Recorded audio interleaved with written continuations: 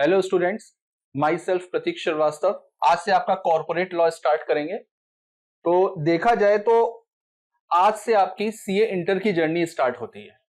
Last turn पे मैंने आपको ओवरव्यू बताया था बेसिकली कि हम लोग सीए इंटर में लॉ में कौन कौन से टॉपिक्स को कवर करेंगे, लेकिन पढ़ाई के तौर पे देखा जाए तो आज से हम लोगों की जर्नी स्टार्ट होगी। आज पहली क्लास हम लोग स्टार्ट करेंगे इसकी।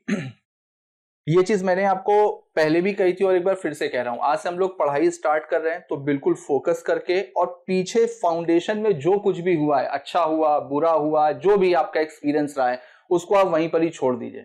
बहुत ज्यादा सक्सेस को अपनी सर पे भी नहीं चढ़ाना चाहिए कि हमने फाउंडेशन क्लियर कर लिया तो इसका मतलब हम सीए बन गए, तो वो भी नहीं। अभी केवल एक पहला पड़ाव था आपका, वो निकला है। अभी एक नेक्स्ट स्टेप आपका शुरू हो रहा है सीए इंटर का, तो बिल्कुल फ्रेश माइंड से हम लोग आज से स्टार्ट करेंगे। तो देखिए, पहला चैप्टर है आपका promotion and formation of company. Promotion and formation of company में हम लोग दो पार्ट कवर करेंगे। सबसे पहले आपका प्रमोशन, दूसरा पार्ट हम लोग कवर करेंगे फॉर्मेशन ऑफ कंपनी। ठीक, यानी कंपनी फॉर्म कैसे होती है। तो सबसे पहले प्रमोशन में आते हैं। देखिए, किसी भी कंपनी में दो सबसे ज्यादा इंपॉर्टेंट लोग होते हैं। ये चीज आपने फाउंडेशन में भी देखी होगी कि किसी भी कंपनी में दो लोग सबसे ज्यादा इंपॉर्टेंट होते हैं। एक होते हैं शेयर होल्डर्स और एक होते हैं बोर्ड ऑफ डायरेक्टर। इनका इंट्रो आपने पढ़ा होगा फाउंडेशन में। इसको भी डिटेल में, अभी आगे के भी बहुत सारे चैप्टर्स हैं उसमें डिटेल में हम लोग डिस्कस करेंगे। बहरहाल, कंपनी में दो ही लोग होते हैं, शेयर होल्डर और board of director. Share holder को हम लोग बोल सकते हैं मेंबर ऑफ कंपनी अभी फिलहाल के लिए। कुछ कुछ ऐसी सिचुएशंस होती हैं, कुछ एक्सेप्शनल केसेस होते हैं जहां पर शेयर होल्डर को मेंबर नहीं बोलते हैं या मेंबर को शेयर होल्डर नहीं बोलते हैं। लेकिन अगर ऑर्डिनरी सेंस में देखा जाए तो शेयर होल्डर और मेंबर दोनों एक ही होता है। तो शेयर होल्डर और मेंबर की कंपनी में क्या पोजीशन होती है। देखिए, शेयर होल्डर और मेंबर का काम होता है कंपनी में इन्वेस्ट करना। अब कंपनी तो देखिए आर्टिफिशियल पर्सन है, ये भी आपने पढ़ा फाउंडेशन में। एक सेपरेट लीगल एंटिटी होती है।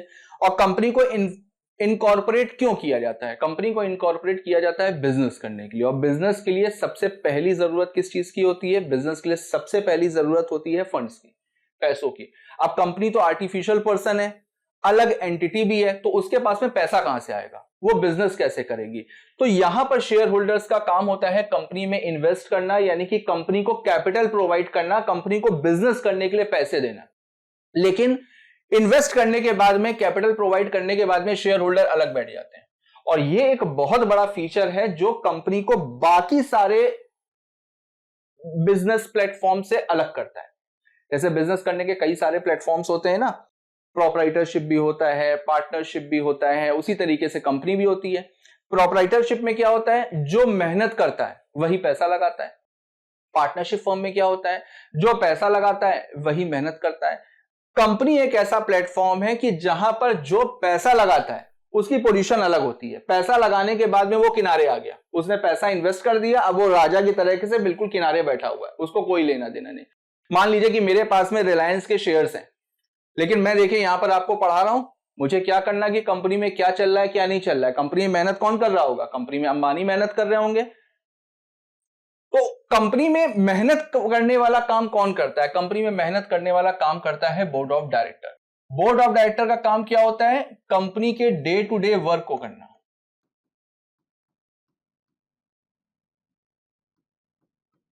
यानी जो डेली रूटीन के वर्क होते हैं वो बोर्ड ऑफ डायरेक्टर्स करते हैं। तो दोनों के अपने अपने काम हो गए। शेयर होल्डर का काम क्या हो गया, कंपनी में इन्वेस्ट किया, इन्वेस्ट करने के बाद में किनारे होकर के बैठ गया। डे टू डे वर्क यानी मेहनत करने वाले काम कौन कर रहा है, मेहनत करने वाले काम कर रहे हैं आपके बोर्ड ऑफ डायरेक्टर्स। इसी वजह से बोर्ड ऑफ डायरेक्टर्स को आप बोल सकते हो कि board of directors are agent of company. बिल्कुल आप बोल सकते हो कि बोर्ड ऑफ डायरेक्टर्स कंपनी के एजेंट्स होते हैं। क्यों एजेंट्स होते हैं, देखिए कंपनी एक आर्टिफिशियल पर्सन है, कंपनी वो सारे काम नहीं कर सकती जो एक नेचुरल पर्सन करता है। तो कंपनी के बिहाफ पर, अब आप बिजनेस कर रहे हो तो नेचुरल पर्सन वाले काम तो करोगे करोगे, सिग्नेचर आप करोगे, देखोगे, सुनोगे, बोलोगे, तो कंपनी ये सब काम तो करती नहीं है, कंपनी के सेंसेस तो होते नहीं है। तो कंपनी के बिहाफ पर ये सारे के सारे काम कौन करता है, बोर्ड ऑफ डायरेक्टर्स।